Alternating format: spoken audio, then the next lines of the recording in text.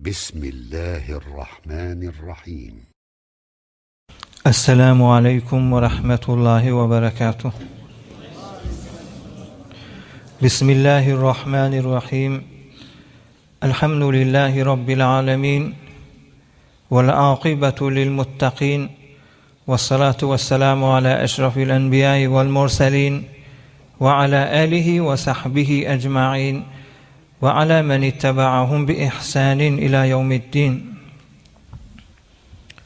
رضينا بالله تبارك وتعالى ربا وبالإسلام الحنيف دينا وبسيدنا ومولانا محمد صلى الله عليه وسلم رسولا ونبيا وبالقرآن الكريم حكما وإماما وبالكعبة الشريفة قبلة وبالمؤمنين إخوانا. Mehraban Huday Tebareke ve Teala hemmemizin ediyen taat ve ibadetlerimizi ahiretimiz avat bolsun nip çekken zahmetleriniz, ediyen hayır dualarınız, tahammül ettiyen qiyinçiliklarınız ve başka da näme hayrat ve ihsanat edilýän bolsa Allah Taala lütfu keremi bilen kabul edip belki Huday Taala hemmemizin iki dünýäsini avat etsin inşallah. Peygamberimiz Aleyhissalatu vesselam'ın mübarek yaşayışı. Peygamberimiz Aleyhissalatu vesselam eger bir insany ma'dani bereket hesap etjek bolsaň, ma'dani servet hesap etjek bolsaň, ma'dani tala jawahirat hesap etjek bolsaň, Peygamberimiz Aleyhissalatu vesselam ma'danlaň ma'dani.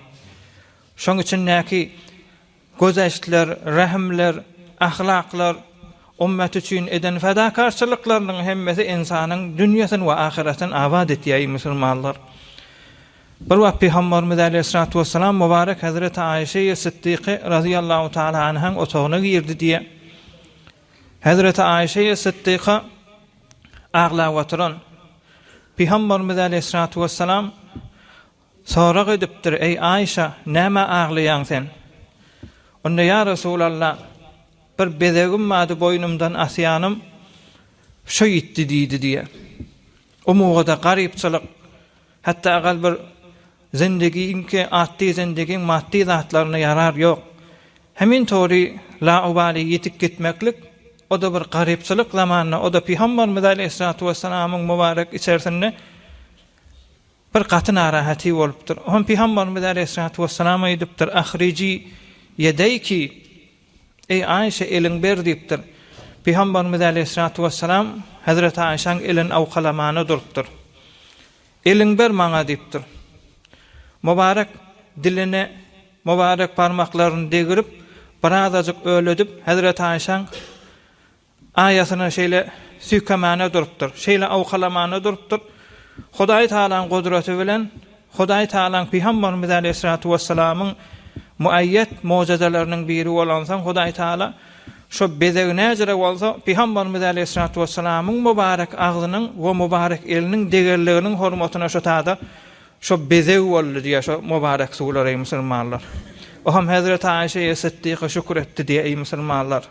Sadaca müşkiller Peygamberimiz Aleyhissalatu vesselam hal edipdir. İnsanyň ahiretini ve asl Peygamberimiz Aleyhissalatu vesselam'ın hedefi resaletike insanları kıyamette gönendirmek ve güldürüp yaşamak, ebedi hoşbahti, o inşallah hemmemize nesip etsin ey Müslümanlar. Peygamberimiz Aleyhissalatu vesselam Peygamber olandan 5 ýyl çelli, yani 45 ýaşa çelli kynçylyk baryny çekdi. Mübarek 46 ýaşandan meýlek ýene de kynçylyklar bar. Ýöne inni ýuwaş-ýuwaş İslamyň arkasyna ýerler salyp Peygamberimiz Aleyhissalatu vesselam'a arkası kılacak zaman 6-njy ýyl bolýar. 6-njy ýylda Peygamberimiz Aleyhissalatu vesselam'ın 5 ýyl dolup 6-njy ýyla gidipdir. Entek musulman bolarlar 38 nefer. Diňe 38 nefer Peygamberimiz Aleyhissalatu vesselam'ın mübarek sahabalarından we Mekkan adamlarından musulman bolan. Bu gecede inşallah bir eber gudret şahsiýetleň biri, Hudaý Taala İslamy izzet beren şahsiýetleň biriniň musulman bolmaklygy. O da Hazreti Hamza radıyallahu taala anh. Ey musulmanlar, hem Hazreti Hamza'nın yaşayışı barada kitaplarda kan gurrun edilmeyenler. Cedid 500 yıldan berde, 600 yıldan berde, rahatrağa aýtsak 1000 yıldan berde yazılan kitaplarda Hazreti Hamza kulli suratda yaşayışını yazılıptır. Emma Hudaý Taala köklep Uzbekistan'ı Türk dilli dogallamızdan Peygamberimiz Aleyhissalatu vesselam'a asl ümmet bolup Hanefi mezhep Eş'ari akidada Peygamberimiz Aleyhissalatu vesselam'dan 350 yıl ila 400 yıl sonra yaşan Nesef diýen ýurtda Türkmenneşin Uzbekistan'ı özbek dogallardan şu taýda bir gaty alim geçipdir ey musulmanlar. Sahabalar nap tarihini özü yazıp Peygamberimiz Aleyhissalatu vesselam'ın mübarek yaşayışından rivayet edilmedik ve rivayeti muvassak tamamı tarihdalar ve aýtýan gurum Hazreti Cafer ibn Muhammed Mustagfiri diýerler aleyhirrahme tarihdalarning hemmesi taýid etdiýär. Müňden aňyrda Peygamberimiz Aleyhissalatu vesselam bilen 350 ila 400 yıl fasile zamany bilen türk dilli gaty tarihyň üstünde kan zähmet çekerlerden ey musulmanlar.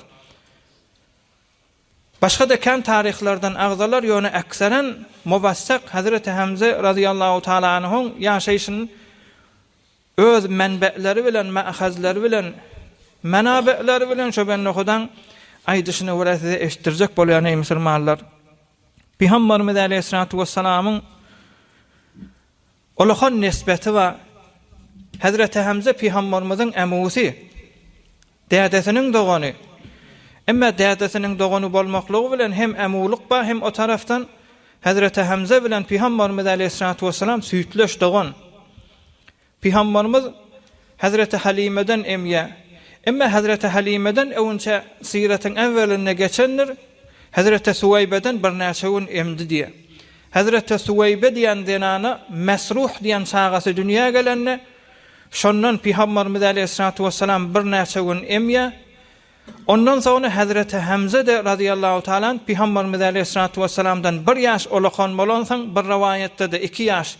Ýöne sahihrak tariha wara bir yaş Peygamberimizden yaş olawalansaň Hazreti Mesruh'un süýdünden Peygamberimiz Aleyhissalatu vesselam bilen Hazreti Hamza süýtleş dogan bolýar musulmanlar.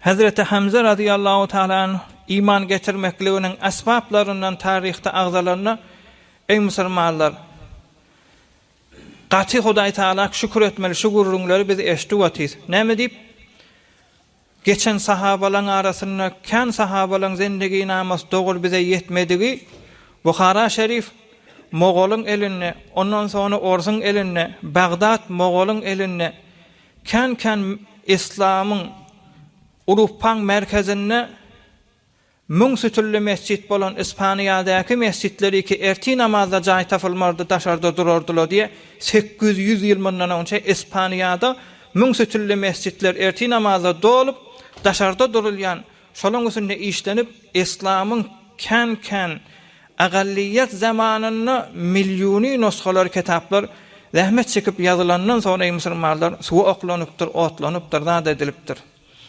Emma ba'ydilyan gurrun Hudaý Taala keramet edip Peygamberimiz Aleyhissalatu vesselam'ın hicretinden 1000 ýyldan aňarda Peygamberimizin özüne ýakyn yazılan tarihlen gurrun ey musulmanlar. Hazreti Abdullah ibn Mesud diýen sahaba gurrun berýär Peygamberimiz Aleyhissalatu vesselam bilen bir wagt din ýaýratmaklyga, tebliğ etmeklige çykdyk diýär. Şonda Peygamberimiz Aleyhissalatu vesselam Safa dağa garşyny gitdi. Men de ýanladım.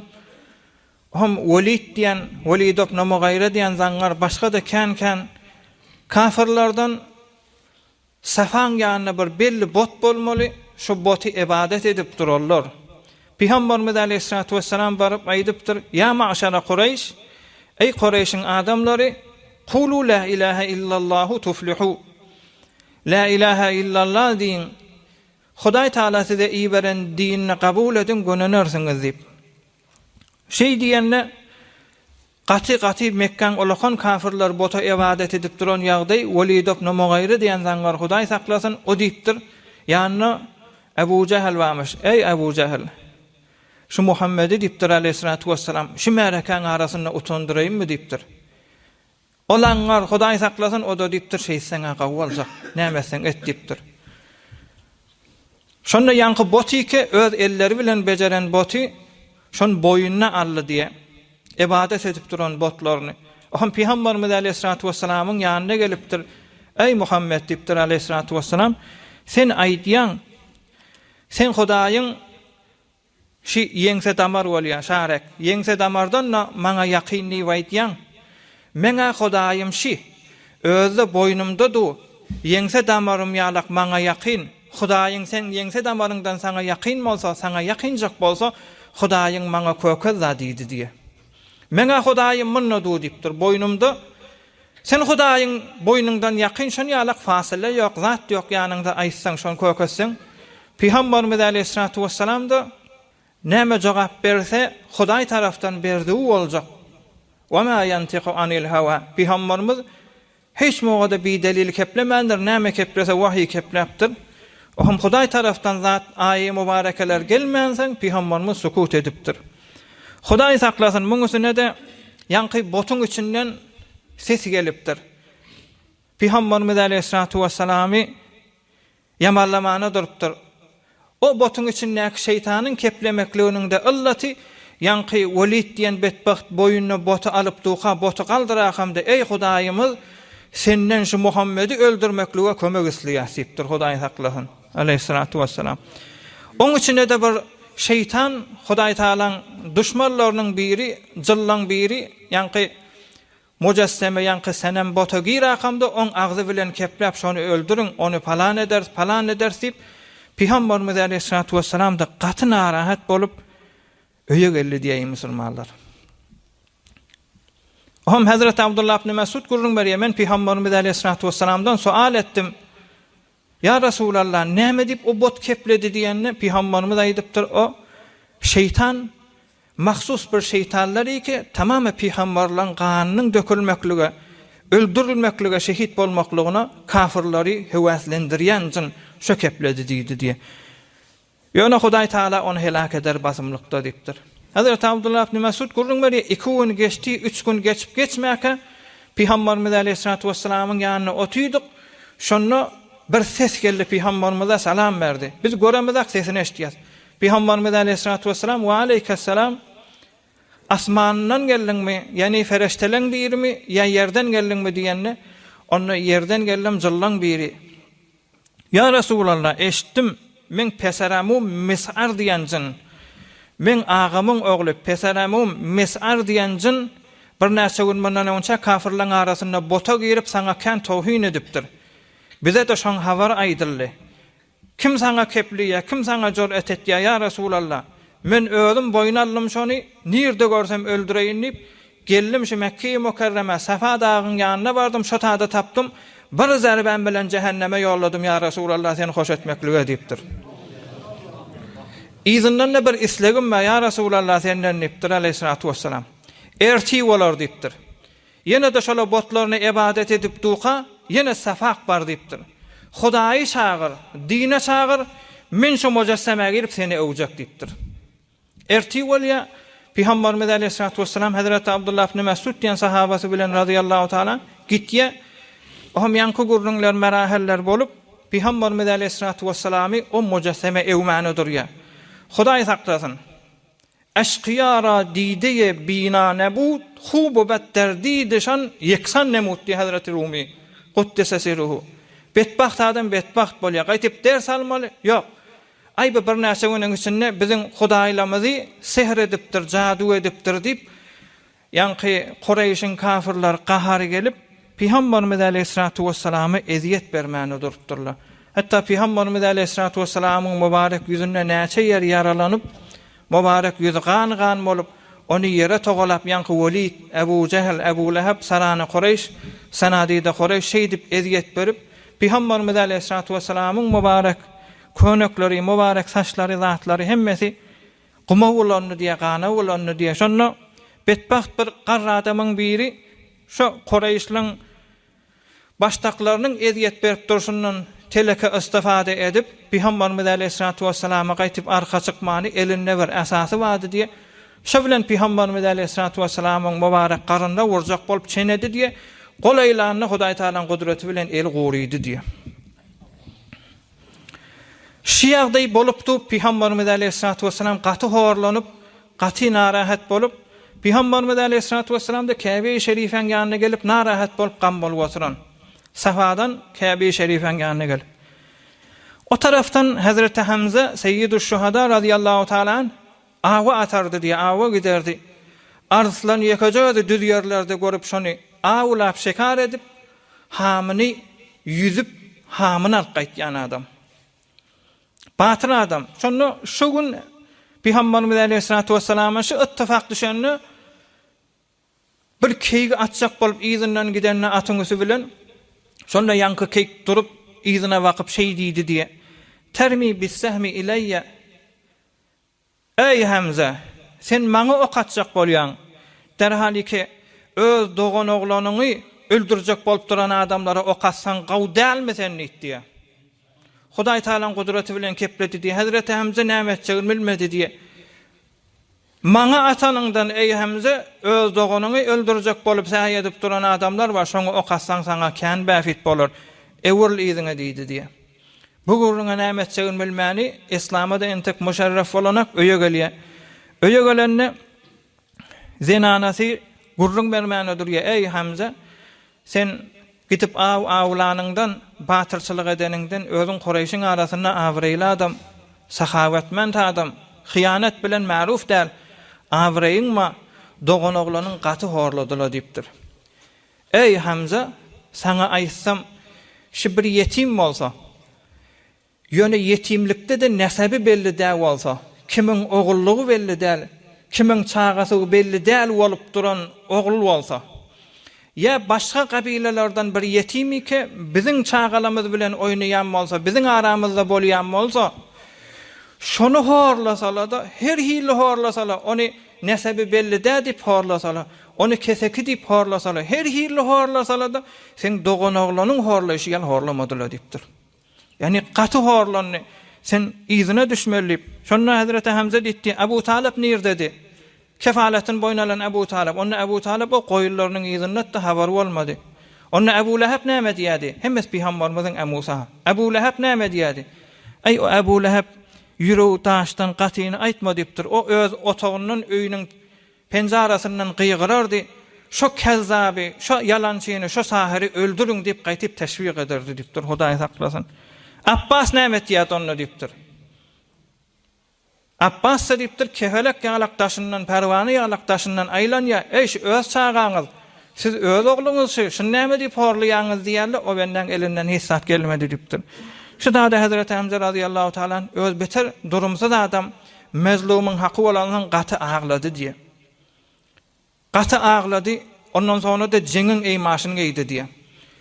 Arslan şekar etmäne gidenler jeňiň eýmaşyny giymeýän adam, jeňiň eýmaşyny giydi diye. Zere demir dollaryny giydi, naýzalaryny ally, kılçyny ally uğrady diye. Öýünden çykyp uranda safada botlary ibadet edip duran adamlaryň hemmesiniň ýüregine gorku düşmäni ödüripdir. Maňa bir habar beripdirler.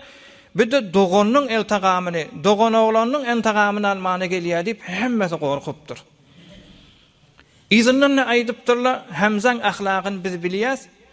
Eger bize salam berse, bize hoş otyňyzmy diýse, ahwal porsiýetse, ondan sonra gidip Beytullah daşyna bir tawaf etse, öz wagtyna tawaf edilýän bolmaly. Tawafa çörüňeşde onna biz bagtymyz geldi. Yok bize yüz vermen tavafa çörüňeşip tavaftan sonra bize sataşacak bolsa biziň bagtymyz ýatdy diýipdir.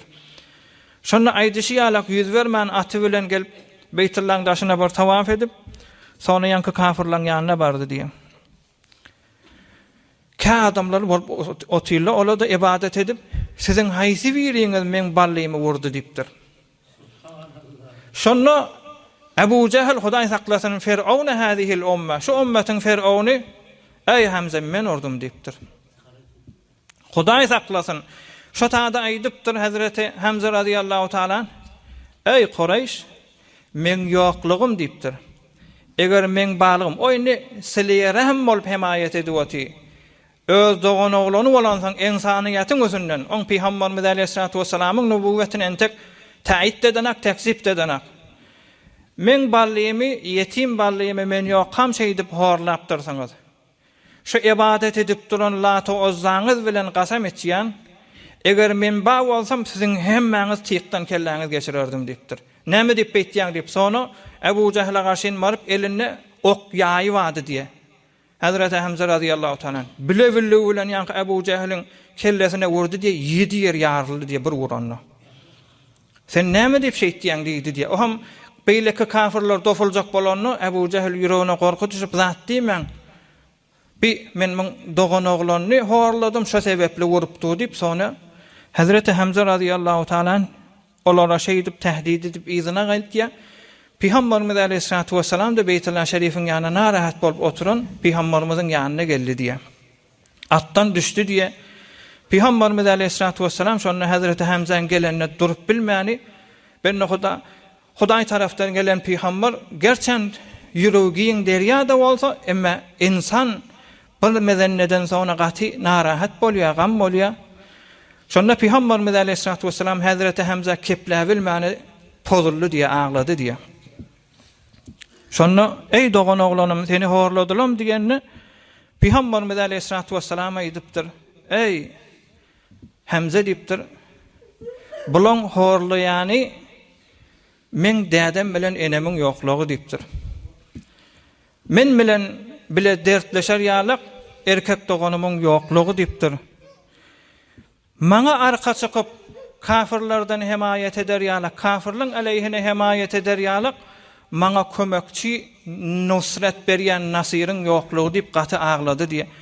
Şonda Hazreti Hamza diýdi diýe radıyallahu ta'ala, ey dogan oglanım gam bolma. Gaty entegamyň alanlaryň indiden meýlek özüm sen ýanynda habardar diýipdir. Şeý diýende Peygamberimiz Aleyhissalatu vesselam aýdypdyr, ey Hamza, amum Hamza, sen eger kafirlaryň hemmesini jeňe çağırsaň, ýökejädiň bir tarafta kafirler bilen Qurayş bilen jeň etseň, emma şoň mugabelinde özüňi de tiki bolsaň, garlaňy men ýolumda meni hoş etjek bolup, maňa arka çykjak bolup, garlaň boşatsaň da, ey Hamza men hoş bolmaýan oňa diýdi diýe. Çon Hudaýyň ýanyna bu zadyň peýdasy ýok. Onda ya Resulallah, ey Muhammed balym sen näme hoş bolýan? Onda sen İslama girip, İslama izzet bersen şoňa hoş bolýan diýdi diýe. Onda şu Hudaý taraftan gelen namadan maňa okuy diýdi diýe. Auzu billahi mineşşeytanirracim. Hamim. Tenzilul kitabi minallahil azizil alim. Gafiriz zenbi ve qabilit tawbi şedidil iqabi zit-tawr. La ilahe illa hu ileyhil masir. Sure-i mübarekeye Gafir. Şoň mübarek evvelki aýalaryny okuyup Hazreti Hamza diýipdir. Ey balym, maňa bir gije wagt ber, men bir pikirme deýin diýipdir. Şu gije fikir etjekden, oturajakdan iman getirsemi, iman getirmesemi. O taraftan ey musulmanlar, şu gije Peygamberimiz Aleyhissalatu vesselam'ın ýanyna 4 ferişte geldi diýe. Peygamberimize ziyaret edip, biri dağılan feriştesi, biri derya we yellen feriştesi, biri günüň feriştesi, bir de aýyň feriştesi. Peygamberimiz Aleyhissalatu vesselam, hoş geldiňiz, näme sebepli geldiňiz diýipdir. Deslap deryan feriştesi gepläpdir. Ya Resulallah, şuň gaty seni horladylar, seni ağlatdylar. Hudaý Taala bizi iyi verdi. Men derya muwakkal bolan, mes'ulu bolan ferişte sen emretsen, men şu mahal derya emretjek. Hazreti Nuh aleyhissalamyň wagtynda yerden çeşmeler çykyp, deryalar çykyp, asmandan da ýagyllar ýagyp, dünýäni kullan gark edip bir kafir goýmaýşy ýalyk. Yerin gözüne bir kafir goýjak del, pagat sen maslahatyňa geňeşýän diýipdir. Peygamberimiz la hawla we la quwwete illa billahil aliyyil azim diýipdir. Izinden yelin mes'ulu bolan ferişte kepledi diye. Ya Resulallah, Hudaý Taala meni iyi verdi. Kawma adi beter heykelli millet bolansaň, ey musulmanlar, kawma adyň şu mahal Hazreti Hud Peygamberiň kawmynyň cesetleri, gewreler tafylýan ýeriň ýüzünde olar togyana sebep bolan illatlarynyň biri biz beter heykelli Hudaý Taala azap berse biziň güýjümiz kän diýen fırka. Hatta şumat cesede çykanlar şolaň cesetlerini men özüm kamil tahqiq etipden sizde kän görenlersiňiz şoň fagat şu gözüniň käsesine bir otobus sığýar ey musulmanlar. Şolar ýalak ulakon bir cesetli, ola näme dipdirler? Hazreti Hud aleyhisselam Hudaý tarapdan ýel geljek ha diýenne az bir ýartymy ýere gomarsyp, ýartyny ýere gomup, onu da ýel gaty gelip, bulan bilinden omurup şeýle helak bolan millet. Ya Resulallah, aýt dipdir şu kowma ady, ýel bilen helak edişi ýalak men şu mahal hemmesini ýeriňizni arassalamana geldim ýel bilen. Peygamberimiz la havle ve la kuvvete illa billahil aliyyil azim dipdir. Günün fereştes kepläpdir. Ya Resulallah, Hudaý buyurdy maňa, şu defedäki bulutlaň ýakyn bolşy ýalak, şu kafirlaň defesine güni ýakynladyp şulaň hemmesini ýakjak dipdir. Peygamberimiz ýanky mübarek zikir aýdypdyr. Dağın fereştesi gelipdir. Onun şu dağı Mekkeň dağlaryny Ebu Hubeys dağı awradyp defesine şular hemmesini oturan yerlerini gavr edeyin ya Resulallah ecaze ver diýende Peygamberimiz la havle ve la kuvvete illa billahil aliyyil azim dip bolmur dipdir. Ýöne Hudaý tarapdan siz 4 fereşte gelipdirsiňiz, men näme diýsem siz etjek dälmi? Hawa kowmy helak etjek dälmi hawa? Siz kowmy helak edip bermeň, men bir dua etjek, şo duamy amin diýen dipdir. Peygamberimiz aleyhissalatu vesselam bolýa dipdirler, sem'an ve ta'a, çeşim dipdirler. Hom Kabe-i Şerife bakyp Peygamberimiz aleyhissalatu vesselam horlanan insan şogun dua etmäne durupdyr. Allahumme ehdi kavmi, Allahumme gfir li kavmi fe innahum la ya'lamun. Ya Rabbim, men kowmymy dogry ýola hidayet et. Bula bilmäni men horluya. Men kowmymyň günahyny geç, bula bilmäni men gana bolýar dep Peygamberimiz aleyhissalatu vesselam şu dogany edýärdi. Şonda 4 fereşte heyran galdy diýär. Ya Resulallah, sen ahirin peygamber bolup geldiň. Senden önce her peygamber kowmundan jafa görse biz 4 fereşte bolup gelirdik. Şolaň hemmesi de öz kowmuna beddua etdi. Tenha ki öz kowmuna beddua etmen gaýtyp şo taňda geçip hidayetin dilep duran sen neydi diýär musulmanlar. Ey musulmanlar, Hudaý üçin ýüzünden gallar ulap 46 ýaşyndaky adamy saçyny guma bolýarlar, guma togalar ey musulman. 46 ýaşyndaky insanyň. O da Peygamber Hudaý tarafdan gelen insan, şu azamat, o bohaty bilen ey musulmanlar. Gaty Peygamberimiz aleyhissalatu vesselam giň Peygamber we bize iftihardyr. O fereşteler murakhas bolup gidenne Peygamberimiz aglap dua etdi diye. Allahumme aqirra aynaya bi islami ammi Hamzata. Ya Rabbim, men gözümü begendir, gözüň aýdyn etmäňe meni begendir, ýüregimi jaýlaşdyr. Amumyň Hamza şoň musulman bolmaklygy bilen nidi diye. Ertesi gün gelip Hazreti Hamza radıyallahu ta'ala musulman bolýar. Muňa sünne kan gurulňlar bolýar. Hazreti Hamza musulman bolandan soňra İslam indi şowkat tapjak, o bu hat tapjak. Erta akşamda Hazreti Hamza'nın ýanyna bir şeytan geldi diye. Ente seyyidu Qurayşin, ey Hamza, sen nätdiň? Ata babaň Hudaýynyň hemmesini äpberadyn, sen heýwara azaşdyň, awraýly adamdyň, awraýdan daşalyp bäňdip. Şonu Hazreti Hamza dua etdi diye. Allahumme in kana rushdan faj'al tasdiqahu fi qalbi. Eger men ananýan zatym, men ýykylan dinim hak din bolsa, men ýüregim şoňa ananyp dursun, men ýüregim däňmesin dip dua etdi diye musulmanlar. Uzak tarihler bolýar, uzak gurrunlar bolýar. Jenge Uhudda Peygamberimiz aleyhissalatu vesselamyň hicretinden 3 ýyl soňra Uhud dağdaky wuruş. Bu gurrunlar inşallah öz ýerinde mufassalen geler.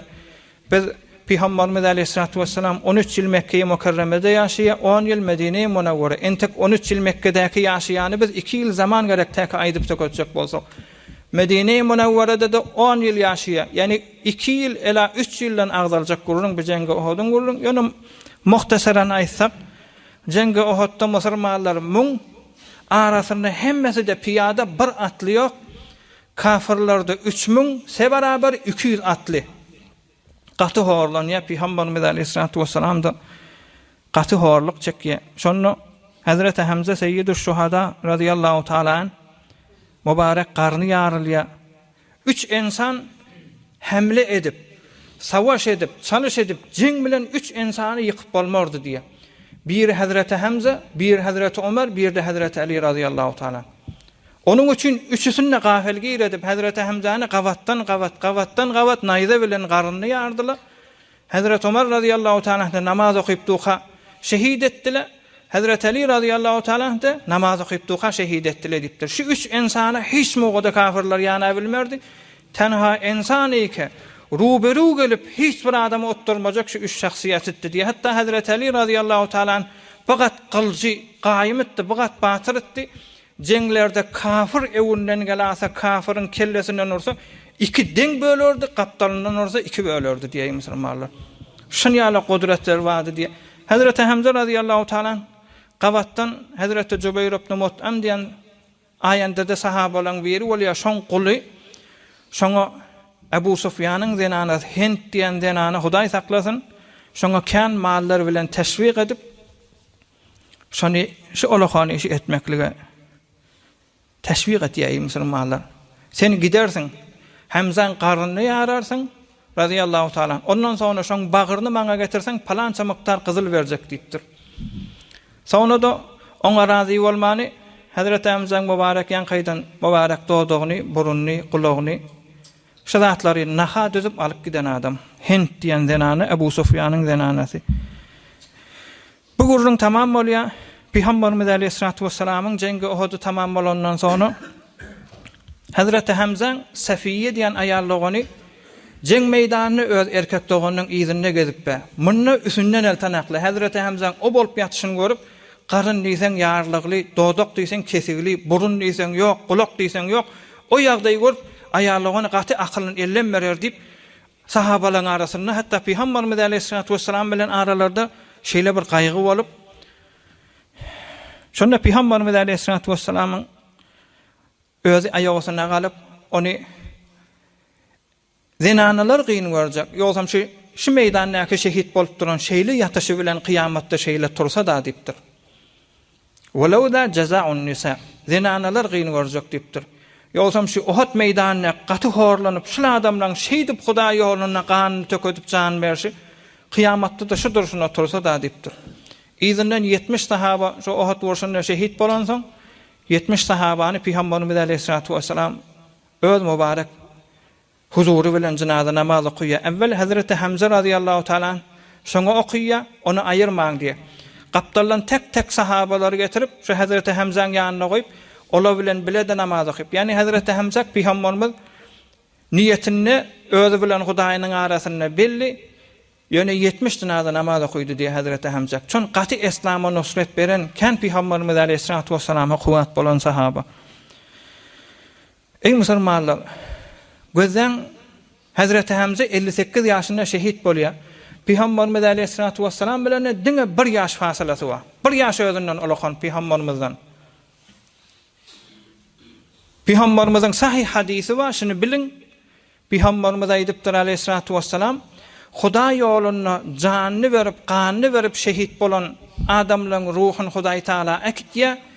Cennetde bir aýlanyp duran, cennetiň bostanyna aýlanyp duran bir kuşlar var. Şo kuşlaryň petekesinde bir oturguş jaý bolmaly. Şonda oturup cennetiň meýwelerinden iýä diýipdir Peygamberimiz Aleyhissalatu vesselam. Hudaý ýoluna şehit bolanlaryň jazasy sahih hadis şu ey musulmanlar. Indi şu gurrundan sonra Hudaý Taala dünyada Hazreti Hamza beren paý Hazreti Muawiýanyň wagtynda Peygamberimiz Aleyhissalatu vesselamdan tagriban 30 ýyl sonra ila 60 ýyl geçeli.